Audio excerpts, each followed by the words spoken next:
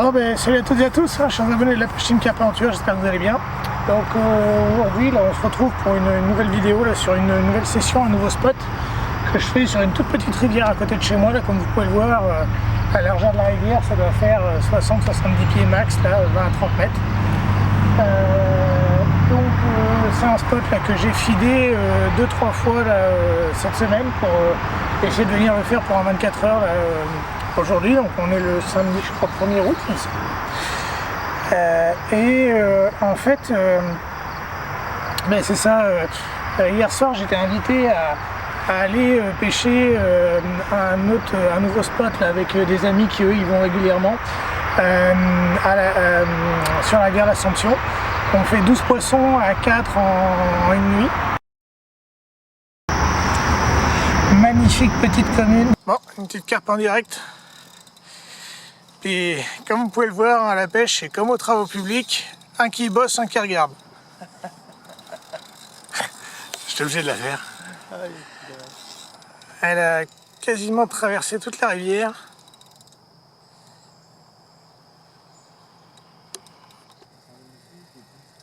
Ouais, ça s'en vient vers toi. Elle a fait un gros départ. La canne est tombée du support. Et moi, je suis encore en train de dormir. Là. Là, je suis même pas réveillé, j'ai les yeux. Là. Je comprends pas pourquoi tu dis que t'es pas réveillé. C'est à peine si t'as dormi. Non, sur la deuxième partie de nuit, j'ai dormi. Ouais? Ah ouais, j'ai vraiment bien dormi. Là, c'est juste qu'il commence à faire très chaud. Là. Ouais, c'est vrai. Ça, je t'avais enlevé mon coton ouaté. Oui, oui. On va repartir au moins une prochaine encore. C'est laissé ramener.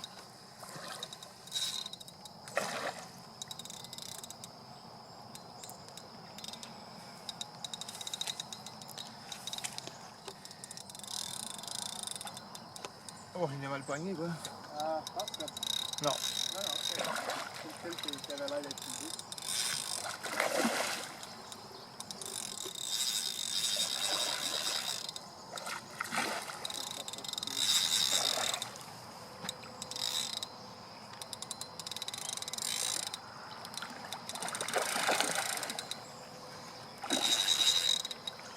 Ah, elle est arrivée à cette distance, là, si tu veux, là, force-la pas plus que ça. Laisse-la travailler, là, juste avec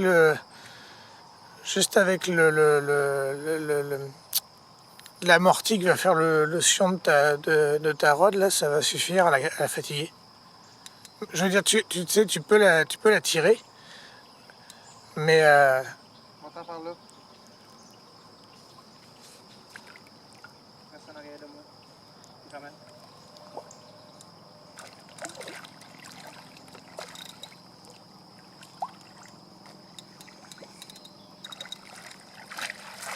C'est beau.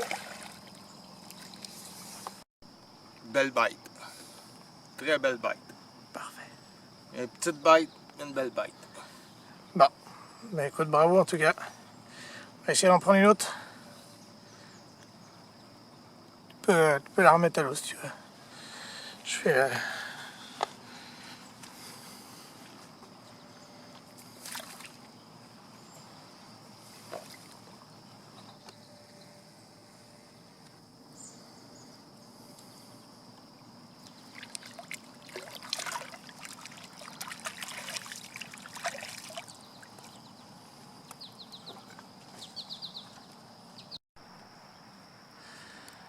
Alors là, on a une belle brochette de...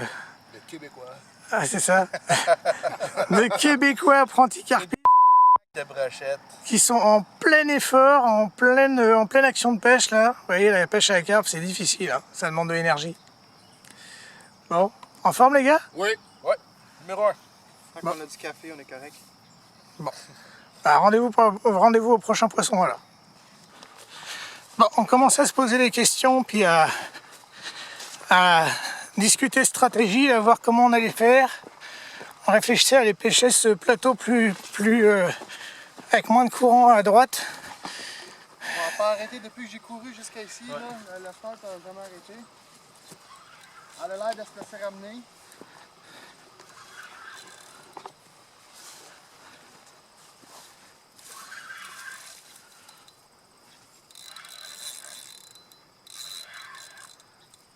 T'étais loin aussi. T'as vu? Ah. Ça c'est bon.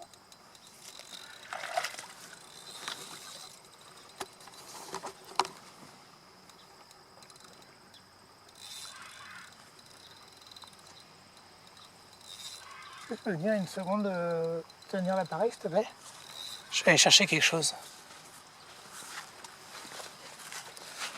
Je te laisse le filmer.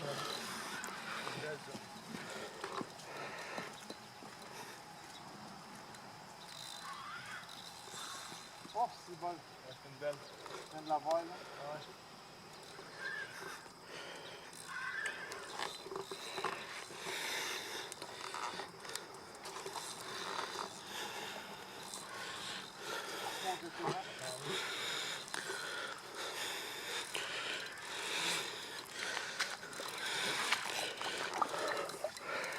Ouais, les jokes, Steven, là, on l'a vu sortir là, pas loin de l'île de Roche.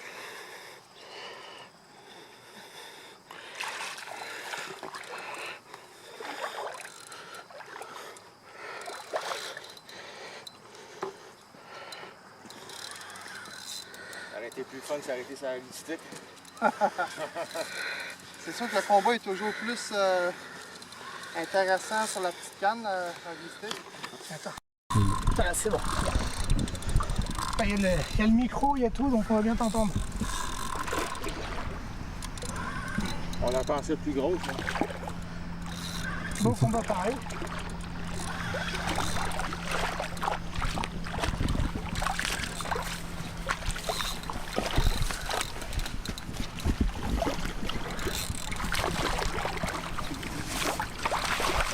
Yes! Bravo les gars!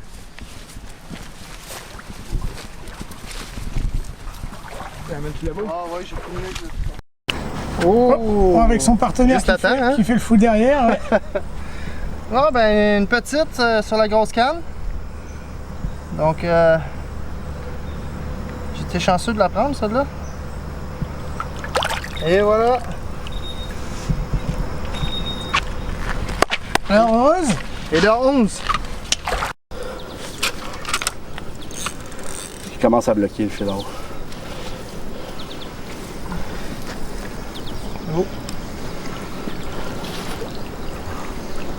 Non, ça n'a pas donné aucun coup de tête, c'est pas un barbu.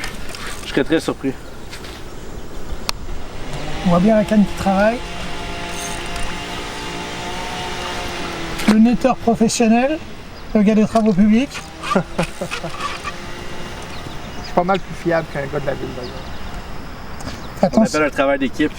attention, je suis en C'est train la pêche à la carpe. Ouais. Oh. Quoi, tu te joues que c'est un barbu? Ouais. Non, c'est pas un barbu. Elle vient de se fâcher, là. Tombe bien moi aussi.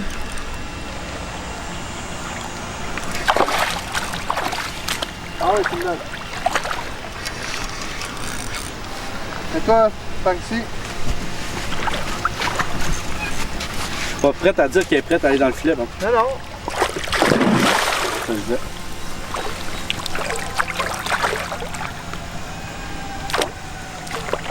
On va repartir encore. Passe à toi. Ça va se fatiguer un peu, va être plus facile après ça à contenir sur le tapis. La prochaine, c'est la bonne. Tiens ta canne plus haute. Laisse le sion travailler pour toi là, pour fatiguer le poisson. C'est une belle ça. Ah, elle est prête. Parfait! Et voilà. Quel talent! Good job! Good job.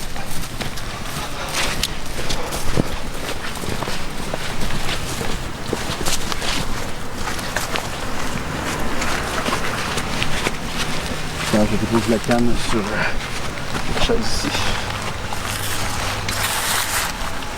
Je vais foncer mon sel. Oh,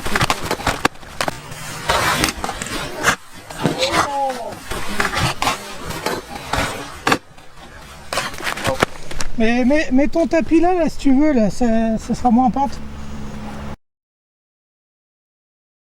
On fait 12 poissons à 4 en une nuit, donc c'est un excellent résultat. Puis ben, là c'est ça, là je vais venir tester ça pour la nuit, donc on va voir qu'est-ce que ça va donner. Ça fait une petite heure que je suis en place. Grosso modo là, entre les deux piles de pont qu'on voit derrière moi, là, ça creuse à pratiquement 10 pieds, donc pratiquement 3 mètres d'eau. Donc je pêche au pied de la cassure est vraiment très forte, elle est juste après la première pile de pont. Puis j'ai préparé un autre spot avec lequel je vais alterner là, pour donc sur la droite, sous des branches d'arbres. Il y a à peu près 3-4 pieds d'eau là, à 15 pieds du bord. Donc on va voir ce que ça va donner. Je vais alterner entre les deux. Il y a du mouvement ce soir, je ne sais pas trop si c'est du barbu ou pas, mais il y a du mouvement, donc on va voir. On va laisser le temps au temps et puis ben, je vous redonne des nouvelles. Allez, à tout à l'heure, ciao. Au niveau amorçage, ben, j'ai fait comme d'habitude, hein, j'ai mis du mélange gruau maïs sans crème sur le plomb. Puis au niveau des appâts sur le hameçon, j'essaye du maïs que j'ai fait moi-même à l'anis étoilé. Pour voir, je pense que de ce que j'ai cru comprendre, c'est un parfum qui plaît beaucoup aux poissons, mais qui est potentiellement, qui attire moins les poissons chats, donc les barbus. Donc on va voir. Donc, essai erreur comme d'habitude, et puis bah, écoutez, je vous redonne une nouvelle un peu plus tard. Allez, ciao. 22h, 3h qu'on pêche, puis deuxième petit poisson. Une belle petite commune sauvage de rivière, des petites rivières québécoises, un régal. Magnifique petite torpille, enfin un départ de malade, un combat de malade aussi, vraiment cool. Je suis vraiment content. Prise sur mon petit plateau là, à 4 pieds de profondeur sous les branches, donc je m'étais pas trop trompé en repérant ce spot là. Allez, on va la remettre à l'eau.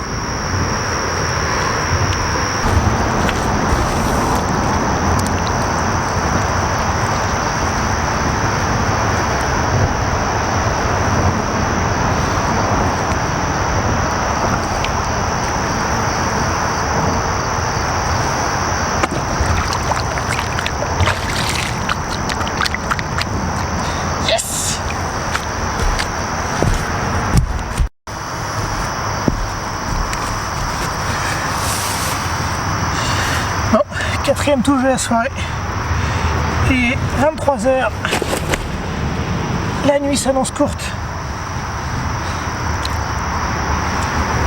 Magnifique petite commune, encore une, vraiment un régal. Des départs de malade, prise encore sous l'arbre là, sur le petit plateau à 4 pieds d'eau. Des départs de malade, vraiment super poisson. Vraiment content.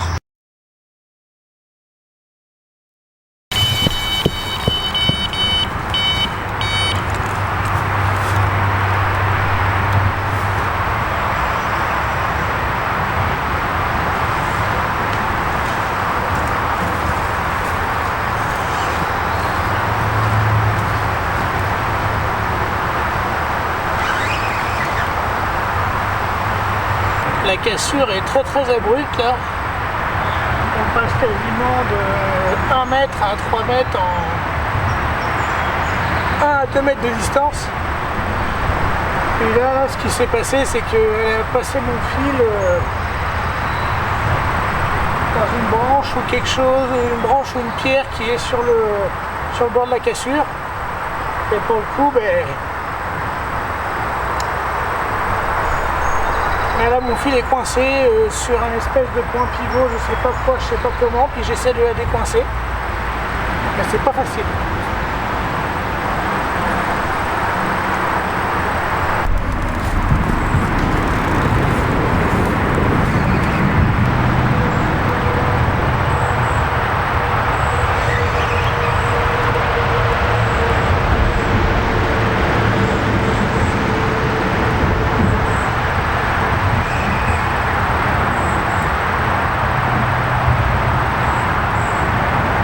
côté. Comme ça.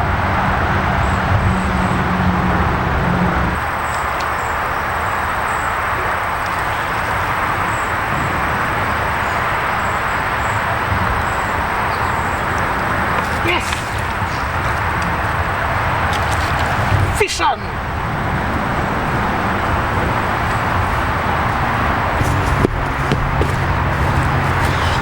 Alors là où je suis content, c'est que ça veut dire que les poissons avaient bien quitté la zone, mais pour le coup j'ai réussi à les faire revenir. Ah, putain, puis en plus c'est un beau poisson ça.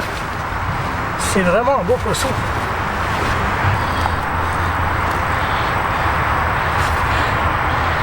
Ah, je suis tellement content là.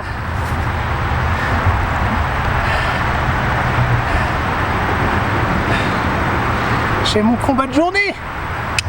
Yes. On va faire une petite vidéo dans l'eau. Vraiment beau poisson.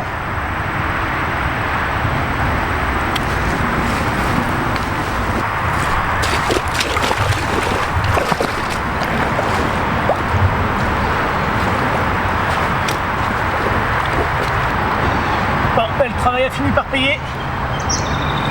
Super petite commune québécoise. Magnifique poisson sauvage, une vraie torpille. Je suis vraiment content. Allez, on va remettre ça à l'eau.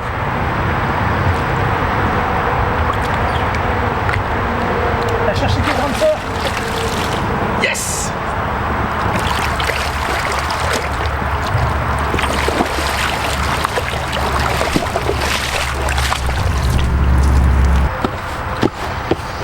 Voilà. Là, ce que j'ai mis sur le plomb pour attirer le poisson, là c'est un mélange de farine spécialement pour les poissons de fond. On trouve chez Decathlon, là, du booster. Du gruau d'avoine rapide, puis mélangé avec du maïs en crème. Je vais venir compresser tout ça sur le plomb pour que ça colle. Le poisson va être attiré par les petites particules qui vont fondre. Donc ça, je colle ça sur le plomb. Ça va se désagréger dans l'eau progressivement. Ça va faire plein de petites particules dans l'eau qui, avec le courant et tout, vont se promener. Les poissons vont les sentir, puis ils vont venir s'approcher de ça. Puis une fois qu'ils vont avoir bougé le feed, là pour la journée, je pêche en pop-up. Puis une fois qu'ils vont avoir bougé le feed, bah en fait la pop-up qui présente comme ça sur le fond, ça va bouger, ça va les exciter, puis le poisson va l'attraper. Donc là c'est ça l'idée, c'est que je prends une partie, je compacte, je colle ça autour du plomb, j'en prends une deuxième partie, je compacte à nouveau.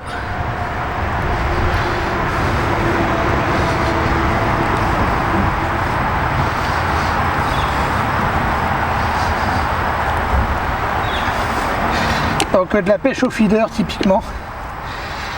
En Europe on fait moins ça maintenant, même si ça revient à la mode à certains endroits. Mais ici, là, vu qu'on est sur des poissons sauvages, qui n'ont jamais vu un hameçon simple et efficace, il faut être simple et efficace dans la méthode.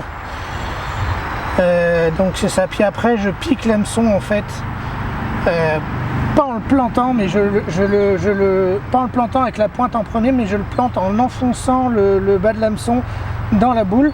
Comme ça évite qu'il y ait éventuellement un grain de maïs qui se pique sur l'hameçon et que l'hameçon pour le coup puisse moins ferrer.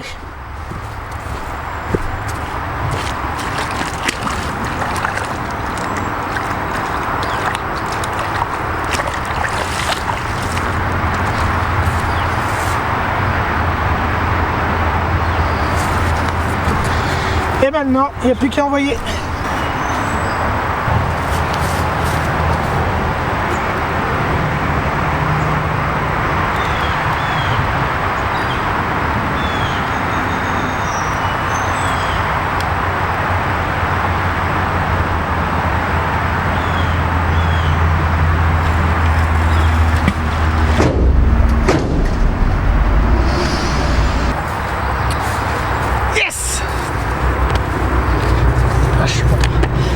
Puis là maintenant, je vais aller chercher un peu de maïs, puis je vais remettre du maïs sur le coup pour, vu qu'a priori le poisson est revenu sur le spot, continuer à le tenir dessus.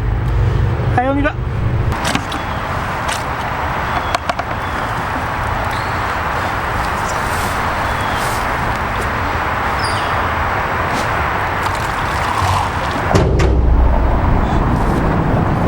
Chaque fois que les voitures passent, là, le tong-tong, ça me fait sursauter.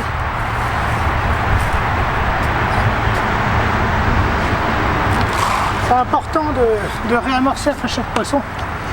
Les poissons mangent quand même beaucoup, 10% de leur poids en moyenne. Puis là, même si c'est des petits poissons, c'est des poissons qui passent souvent à plusieurs.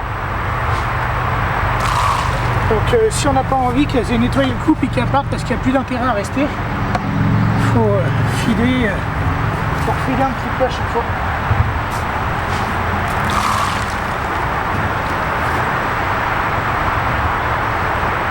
Je pense que ça devrait pas être mal là. Bon, là en fait, je vais juste vous expliquer un petit truc là. Ce qui s'est passé sur ce combat là, c'est que le poisson en fait, il s'est snagué. En fait, ça arrive souvent quand on pêche en rivière avec les cassures, les drops. Là en fait, ce qui se passe, c'est que la rivière ici, la bordure descend tout doucement. Puis clac, ça casse d'un coup, ça casse très profond. Là en l'occurrence, ça tombe à 3 mètres, donc 10 pieds en l'espace de, je sais pas, je vais dire peut-être un maximum 10 pieds. Le problème, c'est que la drop, elle est déjà à 15-20 pieds de la bordure. Donc ça fait qu'en fait le fil, il va traîner sur le fond et il va ensuite suivre le fond jusqu'au fond de la drop, là où il y a le montage. Là, ce qui s'est passé, c'est que quand j'ai ferré, en fait, la carpe est partie sur la droite, donc dans le sens du courant. Puis le fil était passé sous quelque chose qui était dans la drop. Ce qu'il faut savoir, c'est que quand une carpe se déplace, elle remonte toujours le courant parce qu'elle suit les odeurs qui sont diffusées par le courant. Et en fait, quand elle va prendre peur, elle va faire demi-tour et elle va reprendre le chemin qu'elle vient de prendre parce que elle sait que c'est un chemin qui est sécuritaire vu qu'elle vient de le faire.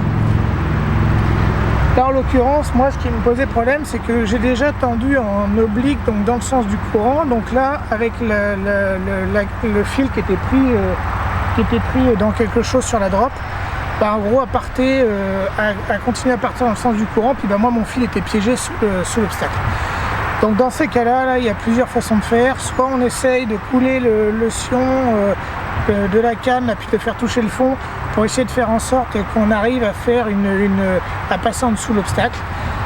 Si ça marche pas, là ce qu'il faut essayer de faire, c'est d'essayer de faire demi-tour au poisson. Un poisson, il va toujours aller dans le sens opposé où on tire. Donc si tu veux le faire changer de direction, il faut que tu essayes soit tu le forces à changer de direction, soit tu mets ta canne dans le même sens que lui il va. Là il va sentir moins de résistance.